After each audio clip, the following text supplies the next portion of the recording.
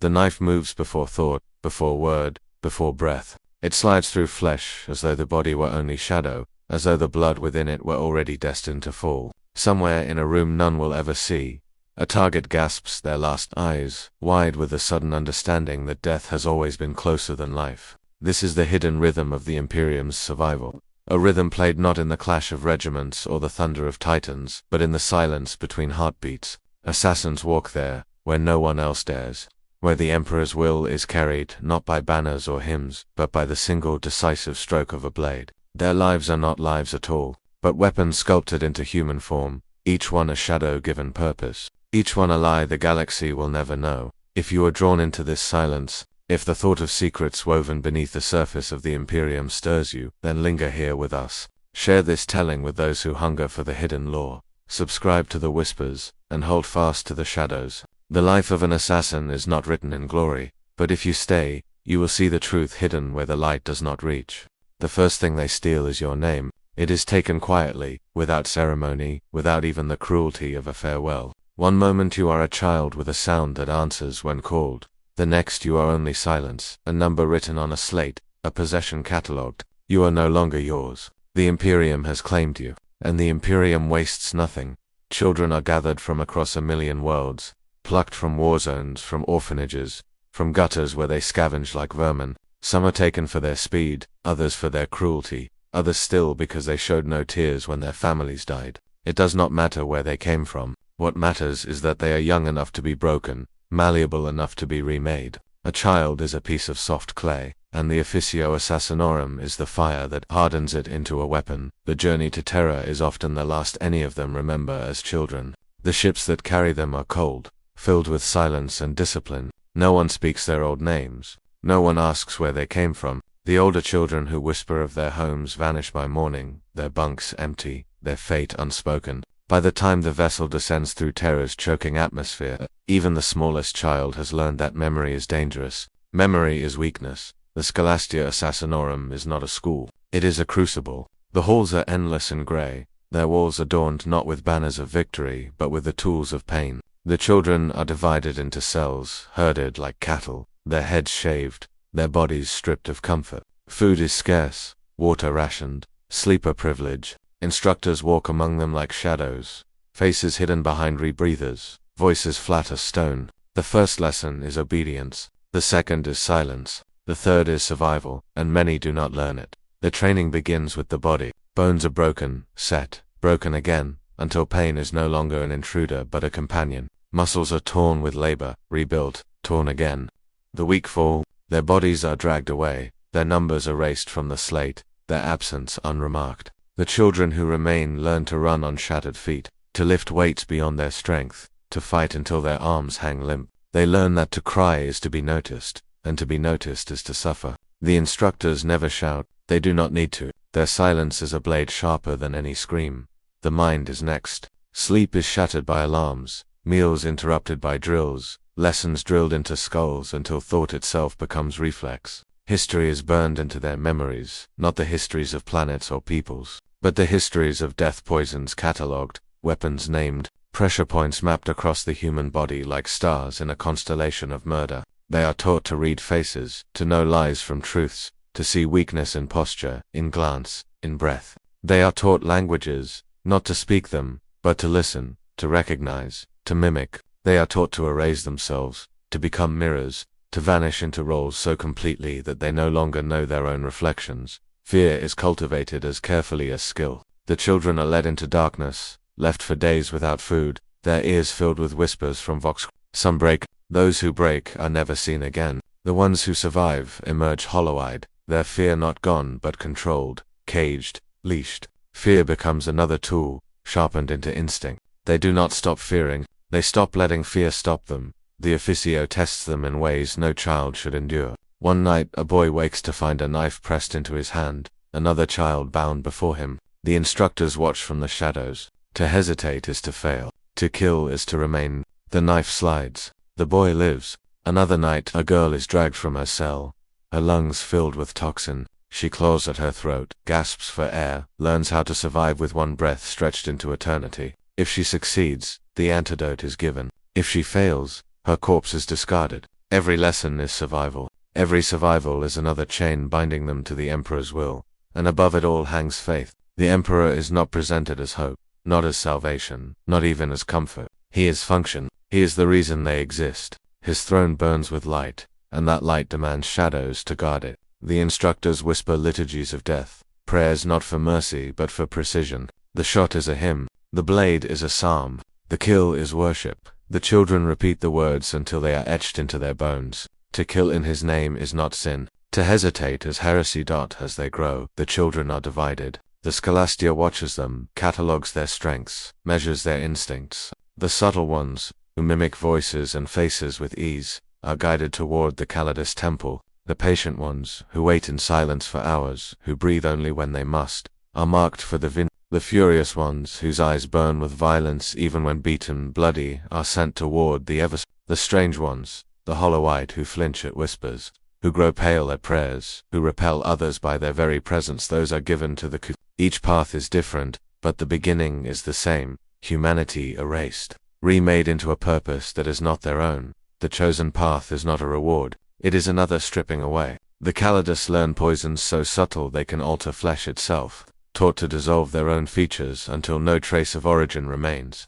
They drink toxins until their veins are fire, their bodies reshaped with alchemical cruelty. The Vindicare are caged in silence, their lives reduced to breath, to heartbeat, to the patience of a finger tightening on a trigger. They are taught to see not the man, but the space between heartbeats where the man ends. The Eversur are fed stimulants, their bodies driven to frenzy, their minds fractured and reforged until violence is not act but existence. The Colexus are cloaked in silence deeper than death, their humanity already stripped, their touch a weapon against the very soul. None of them choose. Choice was stolen with their names. And yet, within the silence, fragments remain. A boy remembers the sound of rain on a tin roof. A girl remembers her mother's hand brushing hair from her face. They do not speak of it. To speak is to betray weakness. But in the long nights, when even the instructors have fallen silent, those fragments burn in the dark. Perhaps this is why the officio drives them harder, why pain never ceases, why memory is scoured with drills and drugs.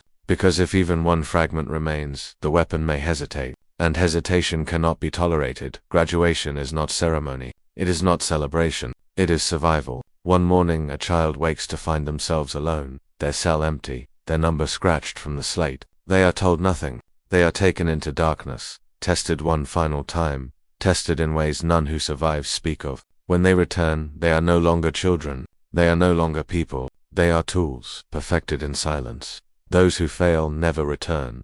The shaping of shadows is endless. Even after graduation, the training does not end. Each mission is another lesson, each kill another refinement. The assassin lives not for themselves, not for victory, not even for survival. They live because the Emperor demands it. They kill because the Emperor commands it. And in the quiet after each mission, when the blood is washed away, when the blade is sheathed, they stare into the dark, and wonder what remains of the child who once bore a name. Perhaps nothing. Perhaps that is the point.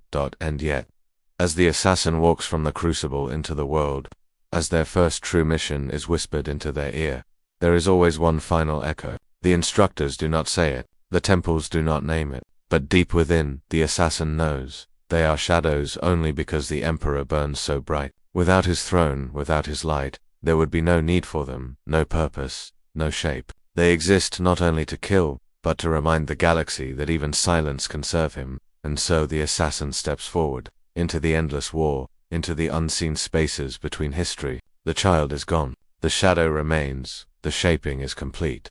But the shadows themselves must have a home, and those homes are temples. Behind each temple wall lies a different creed, a different method, a different hymn to death. The assassin's path is not yet finished, for the temples of death await. The Officio Assassinorum is not one thing, but many. It is not a single voice, but a chorus of whispers, each carrying a different note of death. The Scholastia shapes the clay, strips away the flesh, burns away the name, but it is within the temples that the assassin becomes more than tool. It is within those sanctums of silence and cruelty that the assassin is remade into the Emperor's weapon, a hymn to murder sculpted in human form. And each temple is a world unto itself, bound by a creed as old as the Imperium, each a reflection of the many faces of death. The Calidus temple is deception made flesh, its halls are lined with mirrors, not to reflect the children, but to erase them. Faces dissolve, voices warp, gestures shift until even memory betrays itself. The initiates are fed elixirs that twist their flesh, toxic drafts that burn through their veins, reshaping muscle, skin, bone. Their bodies become malleable, their features dissolving until they are clay the temple sculpts at will. The elixir polymorphine is their sacrament, their communion. They drink it until their bodies accept it, until flesh responds to will, until a child's face can become a matron's, a servant's, a governor's, a lover's. They are taught to kill not with blades but with masks, to seduce, to infiltrate, to vanish into the heart of the enemy's circle and unravel it from within. In the Calidus temple, truth itself dies, and only deception remains. The Vindicare temple is silent embodied. It sits in shadow, high and cold, its windows sealed against light. Within, the initiates kneel for hours, rifles resting against their shoulders, their eyes pressed to scopes that stare into infinity. They breathe in measured rhythm, counting each inhale, each exhale, until breath itself becomes a metronome of patience. They are trained to fire not at men, but at moments, the space between heartbeats. The instant a target leans forward, the fraction of a second when inevitability and vulnerability align. Their lives are narrowed into a single finger pressing, a single eye gazing, a single thought, end. They do not fight wars. They end them with one shot, one silence, one death that changes the course of history. The Vindicare live in that silence, and for them, silence is worship. The Eversa temple is frenzy incarnate. Its halls are not quiet but echo with screams. The sound of bodies tearing against chains, of chemical injectors hissing into flesh. Here, assassins are not sculpted into patience or deception, but ignited into fury. Their veins run with combat drugs, their hearts driven into relentless overclock, their minds fractured until only violence remains. They are trained not to strike once but to explode, to erupt into carnage so total that their own survival is irrelevant. Death is their mission, but not only the target's death, their own is assured, a certainty written in every stimulant, every toxin coursing through their flesh. To release an Eversa is not to send an assassin. It is to unleash a weapon of annihilation, a plague of violence that cannot be contained. They are not men, they are engines burning themselves to ash in the service of a single order, kill. And then there is the Calexis temple, the most feared and most hated of them all. Its halls are empty, its walls cold, its silence deeper than the void. Those chosen for Calexis training are not chosen for strength, nor patience, nor deception, but for their absence. They are blanks, pariahs, soulless voids in human form. Even as children, others recoiled from them, their presence nauseating, their very breath oppressive. In the temple, this curse becomes weapon. They are trained not only to endure their own isolation but to embrace it, to wield it, to project it. With the animus speculum mounted upon their skulls, they become predators of the soul itself. Weapons not against flesh but against thought, against faith, against the warp. To stand near them is agony. To be their prey is annihilation. The Calexis do not kill the body. They extinguish existence. Each temple breeds killers, but killers of different prayers. The Calidus whispers lies until they become truth. The Vindicare breathes silence until it becomes death. The Eversa burns until nothing remains. The Calexis walks where souls dare not tread. Together they form the Officio's chorus, each voice distinct, each necessary. The Imperium's enemies are legion, and no single death can silence them all. But the Emperor's will is vast, and his shadows are many. Yet the temples are more than methods. They are prisons. Each assassin is bound not by walls, but by creed. Once chosen, they cannot leave, cannot look to other paths. A Calidus does not dream of patience. A Vindicare does not think of frenzy. An Eversa does not wonder what it means to wear another's face. The temple binds them, defines them, until identity is not their own but the temple's. They are not merely killers. They are embodiments, living prayers, each whispered in a different tongue of death. The training never ceases. Within the temples, there is no graduation, no freedom, no peace. There is only repetition, refinement, perfection. The Calidus dissolve into roles until they forget their own. The Vindicare hold rifles for days without lowering them, their muscles locked, their minds empty but for the breath. The Eversa rise in cages, drugged into frenzy, loosed only when the temple decrees. The Calexis stand alone in chambers, their presence gnawing at the walls, their silence deeper than death. Years pass, decades, lifetimes. The assassin does not live years. They live missions. Everything between missions is training, and training is everything. And yet, For all their differences, the temples share one truth. Death is not only act, but creed. To the Calidus, death is deception's final word. To the Vindicare, it is silence fulfilled. To the Eversur, it is the climax of frenzy. To the Calexis, it is the erasure of being. Each temple worships death in its own tongue, but each worships nonetheless. They are not taught to hate their targets, nor to question them. They are taught only to end them. Hatred is inefficient. Mercy is heresy.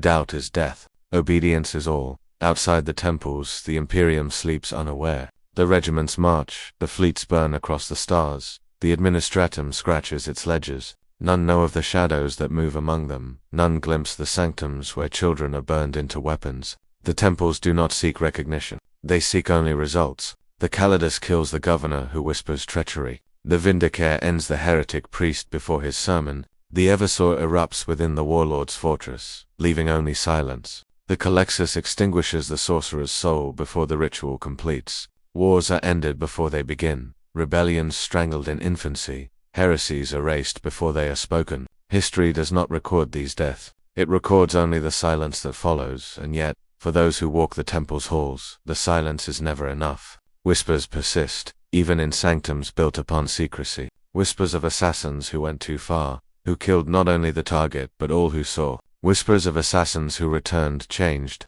their eyes hollow, their voices strange, as though something other than themselves had walked within their skin. Whispers of failures buried, of missions unspoken, of temples at odds with one another. For the officio assassinorum is many, but even among shadows, rivalries stir. Even among silence, ambition whispers. To live within a temple is to know that life is not yours. To kill is to worship. To die is to complete the prayer. And yet, sometimes, in the rarest moments, when the training is done, when the blood has dried, when the silence stretches longer than usual, the assassin remembers. A face glimpsed in a mirror that was once theirs. A hand that once touched them with warmth. A name they can no longer recall, but which lingers at the edge of thought like a half-remembered dream. They do not speak it. They cannot. But in that instant, the temple's creed trembles. Not enough to break, never enough to break, but enough to remind that beneath the weapon, there was once a child. The temples allow no weakness. And so the assassin buries the thought, returns to training, to creed, to silence. For the temples are patient, and the emperor's will is endless. And somewhere, beyond those walls, beyond the shadows, a target breathes, unaware that their final moment is already written. The temples wait, the assassins sharpen, and the galaxy turns, never knowing the blood that oils its gears. But to live as weapon is not to live at all. It is to be consumed, slowly, utterly, until nothing remains but the echo of a strike. And it is this echo, the silence after death, that reveals the true cost of the assassin's life.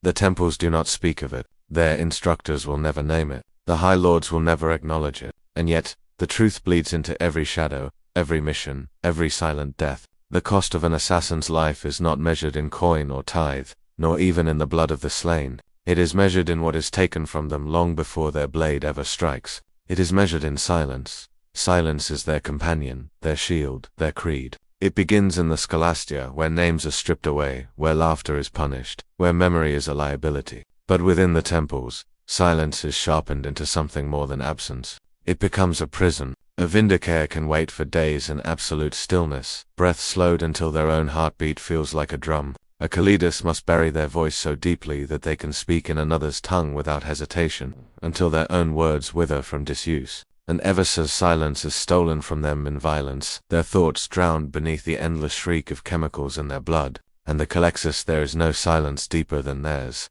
no absence more complete. Even thought recoils from them, even faith stumbles, even love dies in their presence. But silence is not only external, it gnaws inward, it hollows. To erase identity is to erase history. To erase history is to erase meaning. What is left when the self is stripped away? A tool, a shadow, a mask. But even tools carry memory. Even shadows retain shape. And memory, though forbidden, does not die so easily. An assassin remembers in fragments. The smell of wet soil after rain, though they do not know which world. A woman's laugh, though they cannot picture her face. A scar on their own hand, though they cannot recall how it was made. These fragments drift like dust motes in the silence, half seen, half felt, never spoken. They are not enough to rebuild the self. They are only enough to haunt it. It is in the field that the silence becomes unbearable. A Vindicare lies prone for 7 days, staring through the scope at a single window where a heretic governor will appear. Their lips crack from thirst, their bones ache from stillness,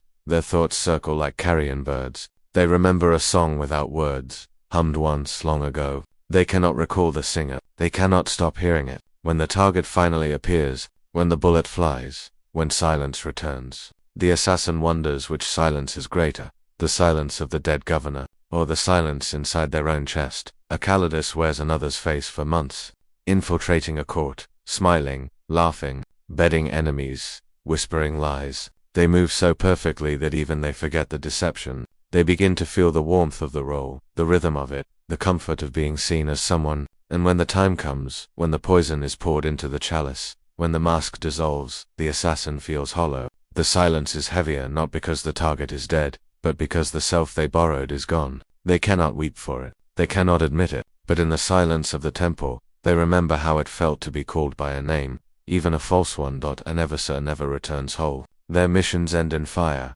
in carnage, in the shriek of their own heart burning itself to ruin. They are dragged back to the temple broken, their bodies stitched, their veins purged, their minds clawed back from the edge of madness. Each time they are less, each time the silence stretches longer, deeper. Between missions, they writhe in their cages, not speaking, not thinking, only waiting for the drugs to be pumped again. For them, silence is not absence, it is torment, a reminder that they are nothing without frenzy, that their only truth is violence, that the Calexis no words can capture their silence. To walk as a blank is to walk as exile, to feel the recoil of every soul that brushes against them. Even their fellow assassins avoid them, shuddering at their presence, averting their eyes. The temple does not offer them solace. The temple does not offer them brotherhood. It offers only the cold embrace of purpose. They live in silence deeper than death, and their silence echoes outward, hollowing every chamber they enter, staining every prayer whispered near them. If the Vindicare's silence is patience, if the Calidus silence is deception, if the Eversur's silence is frenzy, then the Calexis silence is void, a silence that consumes. The cost of silence is not only borne by the assassin, it ripples outward, into the Imperium itself. No one remembers their name, no one records their deeds. The wars they end before they begin are not written in histories. The enemies they slay are buried in unmarked graves, their deaths unremarked save by the trembling of those who witnessed them. Even the High Lords speak of them in euphemism, in careful phrases, never naming them outright. They are shadows, and shadows do not earn monuments. Shadows leave no legacy. And yet, for all that is stripped from them, for all the silence that hollows them, the assassins endure. They endure not because they choose to, but because they cannot choose otherwise. They endure because their silence is not theirs alone. It belongs to the Emperor. Their deaths are not theirs. They are offerings. Their lives are not theirs. They are the Emperor's hand, stretched across the stars, unseen but inevitable. But even in this, the cracks show. Some assassins fail. Not in the mission failure there is rare, for failure is death but in themselves. A Vindicare who pulls the trigger a fraction too late. Not because of error but because for one instant they remembered a child's laugh and could not silence it. A Calidus who stays too long in a role, who forgets which mask is theirs, who begins to live in lies until truth itself dissolves. An Eversur whose frenzy cannot be contained, who turns on allies, who burns themselves out before the mission is complete. A Calexis who stares too long into the void of their own existence, who wonders not how they kill, but why. These failures are never spoken of. They are erased. Their silence is made total. The cost of silence is not glory denied, nor even life denied. It is humanity denied. The assassin does not live as man or woman. They live as function, as tool, as silence given flesh. And when their time ends, whether in fire, in poison, in the void of the soul, they vanish. No one mourns. No one remembers. Only silence remains. And yet, in that silence, the Imperium endures. For every governor slain, a rebellion dies unborn. For every heretic silenced, a world is spared. For every sorcerer erased, a million souls live another day uncorrupted. The assassin's silence is the Imperium's survival. The cost is terrible. But the Imperium is built on terrible costs. Perhaps, in the end, that is the true creed of the officio assassin. Not that the killers worship, not that the silence is holy, but that the Imperium itself is silence, imposed upon the galaxy at blade's edge. And the assassins are its purest expression, shadows moving where no one looks, voices unheard, names forgotten, lives erased. The cost of silence is everything, and they pay it without hesitation. But silence does not exist alone. Every death, every shadow, every erasure is not only the assassin's burden, but the High Lord's command. The assassins do not choose their targets. They are chosen for them, and behind every whisper of death lies a hand that pulls the strings, weaving murder into politics, weaving silence into power. The assassin does not choose. The assassin does not ask why. The assassin does not weigh the morality of a death, nor the politics behind it. They are a blade unsheathed, a bullet chambered, a toxin dissolved into wine. The decision of who must die is not theirs to make. That burden belongs to the High Lords of Terror, those shadowed masters who sit in the halls of power, gazing out across the breadth of the Imperium with eyes that see empires as pieces on a board. It is they who pull the strings, and the assassins are their knots of silence. The High Lords themselves are a paradox, visible to all, yet unknowable to most. Their decrees resound across a million worlds. Their sigils adorn the banners of fleets. Their words determine which planets are tithed to famine and which to bounty. But in truth, they are shrouded in secrecy. Their rivalries as bitter as any Xenos warlord. Their intrigues more venomous than any hive gang. To sit upon that council is to wield power greater than a Primarch might once have dreamed, and such power is never clean. Each word spoken in those halls carries 1,000 knives. Each pause carries 10,000 meanings. It is within these chambers that the threads of the Assassinorum are woven. Requests for sanction do not come lightly. To invoke the officio is to acknowledge that politics has failed, that war would be too costly, that silence must speak where armies cannot. The temples themselves cannot move without sanction. To do so is heresy of the highest order, for the Assassinorum is not permitted autonomy. They are weapons only, and weapons must be wielded. And so, when an assassin is sent, it is not only death that has been chosen, it is policy, sculpted in blood. Some decrees are obvious. A planetary governor whispers of secession, his tongue gilded with the promises of independence. An ecclesiarch grows too ambitious, his sermons swelling with the subtle weight of heresy. A general falters, his loyalty shifting toward ambition. His army is beginning to look to him more than the throne. These are the simple strokes, the clear necessities. An assassin is dispatched, the target dies, the problem ends before it can ignite. No rebellion blooms, no schism fractures, no heresy spreads. The Imperium survives, but not all decrees are so pure. The High Lords are not saints. They are men and women, each bound by ambition, by fear, by rivalry. They sit in judgment not only of the galaxy but of one another.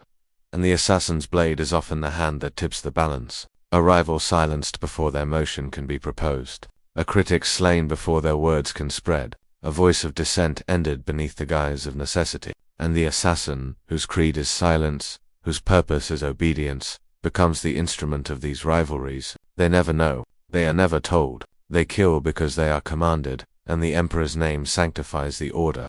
Even when the hand behind it is less holy, rumors whisper that entire wars have been shaped not by armies but by a single kill, that the death of one admiral turned the tide of a campaign, that the silencing of one priest shifted faith across a sector, that even among the High Lords themselves, shadows have been unleashed to strike at shadows. One council members will binding an assassin to eliminate another. If true, such whispers are treason. If false, they are still believed. For the Assassinorum thrives in rumor as much as in blood. Their silence is fertile soil for suspicion, and suspicion is its own kind of weapon. For the assassin in the field, the threads of the High Lords are invisible. They are told nothing of politics, nothing of consequence, nothing of what their kill will ripple into. They are given a name, a face, a time, a method. The rest is silence. They move through walls, through crowds, through shadows, until the deed is done. And yet, though they do not know, the assassin is not blind. They see the way fear spreads in the wake of their strike, how voices grow cautious, how factions realign. They may not know the hand that pulled the string, but they feel the tug nonetheless. In the temples, whispers persist. The Vindicator who wonders why his bullet silenced a man of faith rather than a Xenos leader. The Calidus who wears the face of a courtesan to seduce and poison a noble whose only crime was defiance of a scribe. The Eversor who erupts within a fortress filled not with traitors but with rivals of a council member. The Culexus who is loosed not upon a sorcerer but upon a psyker who dared question tithe. These doubts are fleeting, suppressed, buried beneath creed and obedience, but they exist, if only for a moment. And in that moment, the silence trembles. The High Lords care nothing for such tremors. To them, the assassin is not a person. They are a vector, a line drawn between problem and solution, with death as the ink. And in a galaxy where billions die in seconds, where planets burn, where fleets vanish into the void, the life of one assassin is nothing. The silence they create is everything.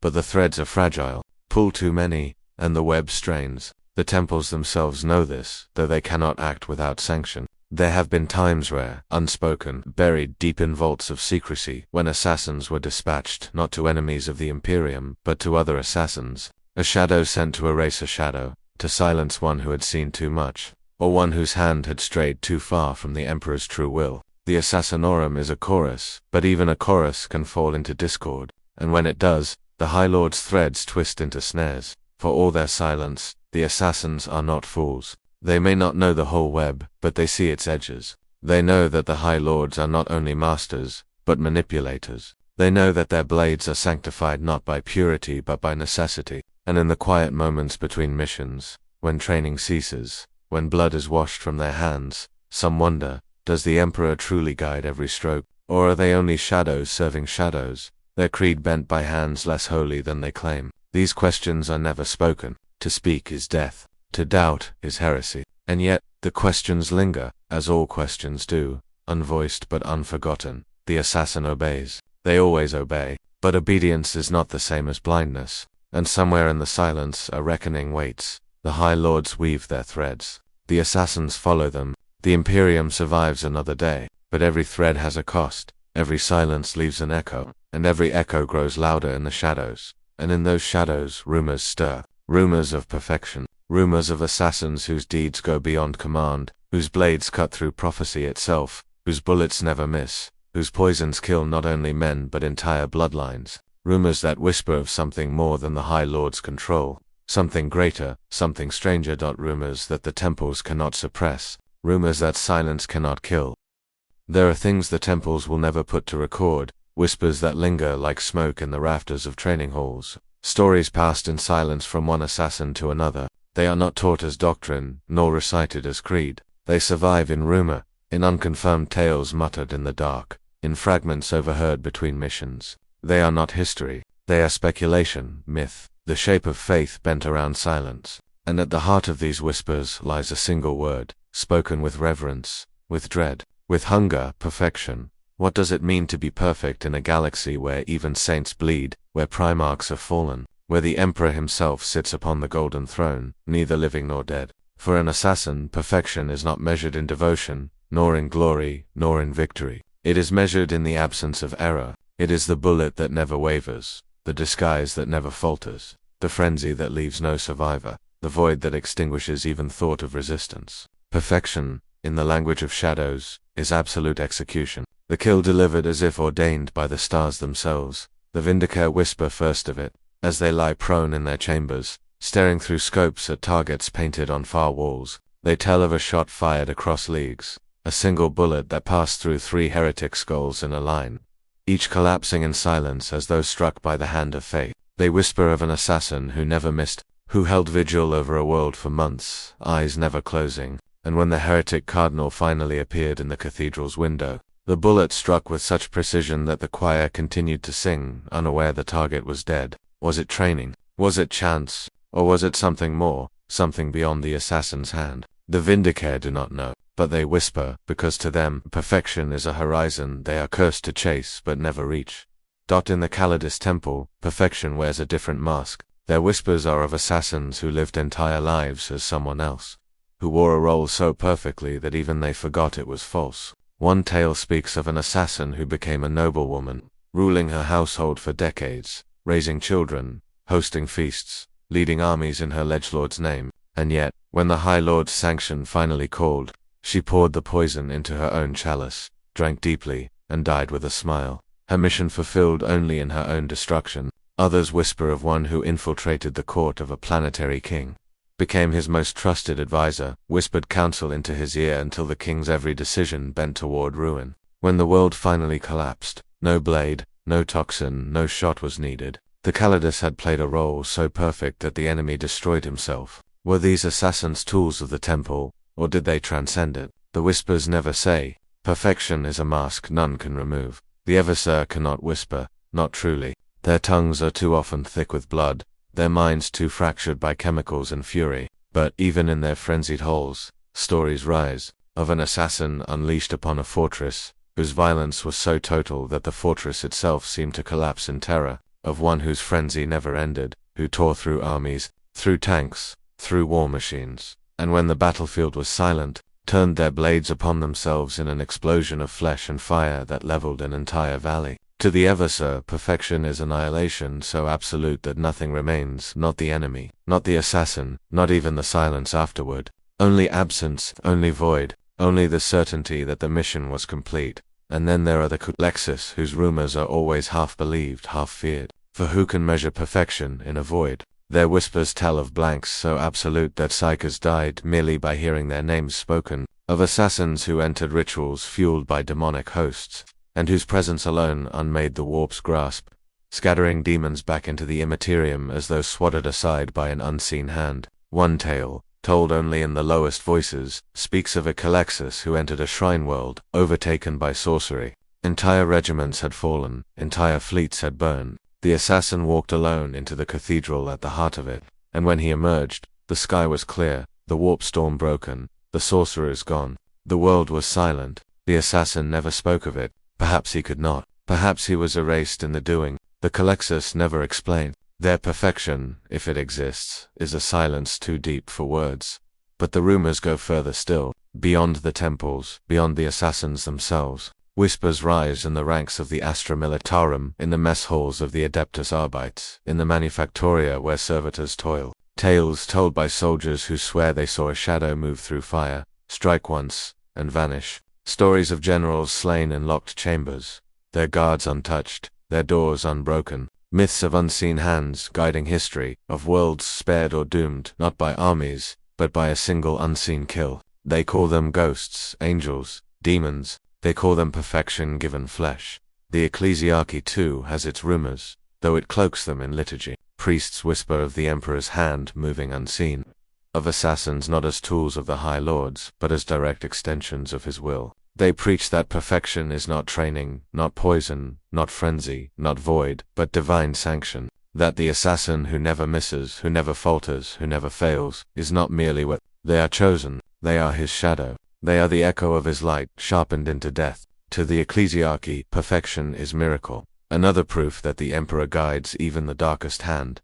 The temples deny this. They insist perfection is myth, rumor, distortion. They insist that even their greatest killers are fallible, that every mission carries risk, that silence is not prophecy, but discipline. And yet, even among their instructors, the whispers linger. They have seen too many impossible kills. Too many missions succeed where logic said they should fail. They have seen assassins return without a scratch from wars that devoured armies. They have seen silence fall so perfectly that it felt more like fate than skill. And though they deny it, though they stamp out the rumors, they cannot silence them completely.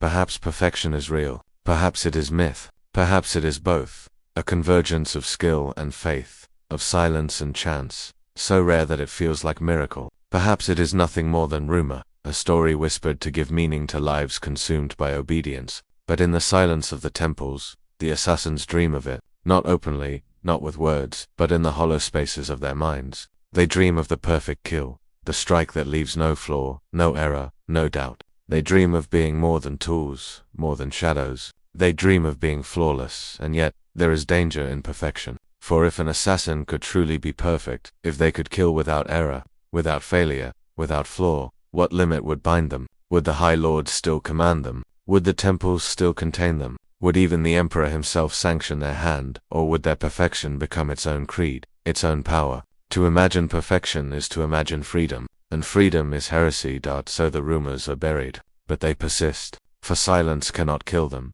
Some say perfection is not a state but a moment, a single instant where skill, faith, and fate align, a bullet that cannot miss. A mask that cannot slip, a frenzy that consumes all, a void that erases even memory. In that moment, the assassin is not human, not tool, not shadow. They are something else, something beyond, something perfect. And when the moment passes, they are once more hollow, once more broken, once more silent. But the echo of perfection lingers. It is enough to keep the whispers alive, enough to haunt the temples, enough to remind every assassin that though they kill in silence, they are still seen, if not by men, then perhaps by the Emperor himself. Rumors of perfection, whispers in the dark, shadows dreaming of being more than shadows, and somewhere, beyond the temples, beyond the High Lords, beyond even the Astronomican's light, perhaps perfection waits, not as certainty, not as fact, but as the silence at the heart of every shadow. The rumors cannot be killed.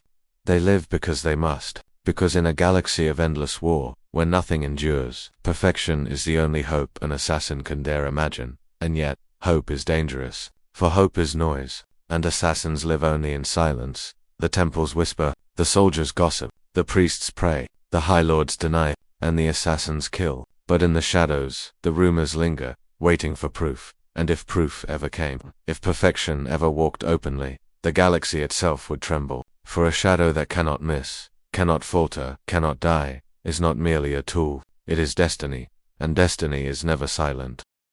There are places where silence does not end but deepens, where shadows stretch so far that they blur into the fabric of the warp itself, and it is here, in these forbidden regions of thought and rumor, that whispers gather about what lies beyond the veil, about what becomes of an assassin when the kill is complete, when the temple's creed has burned their humanity away, when the blade and the mask and the silence consume so fully that nothing remains but a shape in the dark. And though the temples forbid such speculation, though instructors insist that to imagine is to betray discipline, still the stories persist, for how can silence so profound not echo with questions? Some claim that those assassins who vanish in the course of impossible missions, those whose names are erased from even the hidden ledgers, do not die but cross a threshold invisible to the rest of mankind, that they are drawn into currents where death itself is thinned, where the Emperor's light burns differently, harsher, where the Astronomican's beacon becomes a pulse in their skull rather than a star in the void, and from that place they return changed,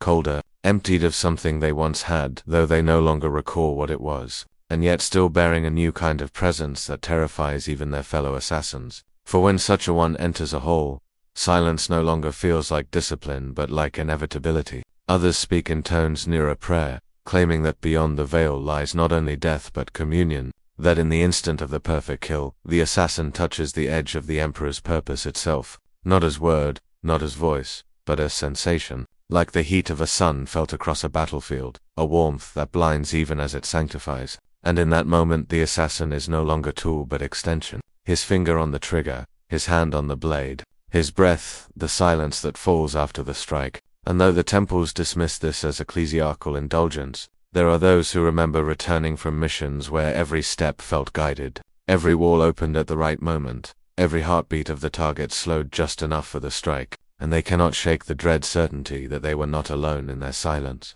But there are darker rumors, shadows cast by the for to them the veil is not light but void, a hollow in the universe where the warp recoils, and they whisper, rather others whisper for them. Since their own voices seldom rise that beyond the veil, there are presences that are not demons but the opposite of demons, entities of negation, thoughtless gulfs that consume not through corruption but through absence, and that sometimes, in the midst of a mission when a psycho's scream curdles into nothingness, they feel themselves brush against those gulfs, as if something vast and silent pressed back, and in that moment they glimpse a truth too terrible to name, that perhaps the Emperor's light does not merely banish the warp but requires its counterpart, its hollow, its inversion, and that they, the blanks, are pieces of that counterweight, carrying within them not curse but necessity, not exile but balance. And so the veil becomes not merely border but battlefield, a contested ground where rumor, faith, and fear converge, where assassins who have brushed against its edge return unable to speak of what they saw,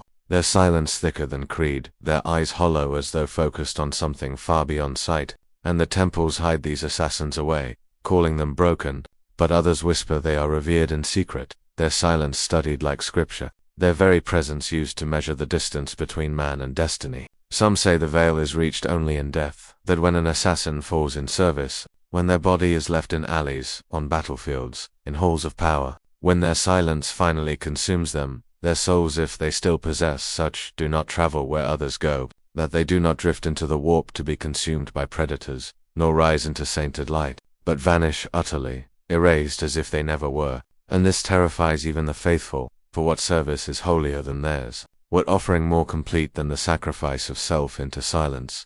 and yet to be erased entirely is not ascension but obliteration, unless obliteration itself is the Emperor's mercy, his way of unburdening his most terrible servants of memory and suffering. But there are priests who whisper otherwise, who insist that beyond the veil the assassins gather still, a legion of shadows waiting in some hidden chamber of the Emperor's light, faceless, voiceless, eternal, prepared to be unleashed in the galaxy's final hour when the throne falters and the last war begins. And though no record dares confirm this, though no temple would ever admit it, the story persists because it comforts, because even shadows crave meaning. And yet, the most unsettling rumor of all is that the veil is not distant, not after death, but here already, threaded through every mission, every silence, that when an assassin kneels in a palace corridor and breathes the last breath of their target, they are not merely ending a life but pulling aside a corner of the veil, letting the Emperor's purpose bleed through for one instant, unseen by all others, unseen even by themselves save in the trembling of their bones. And then it is gone,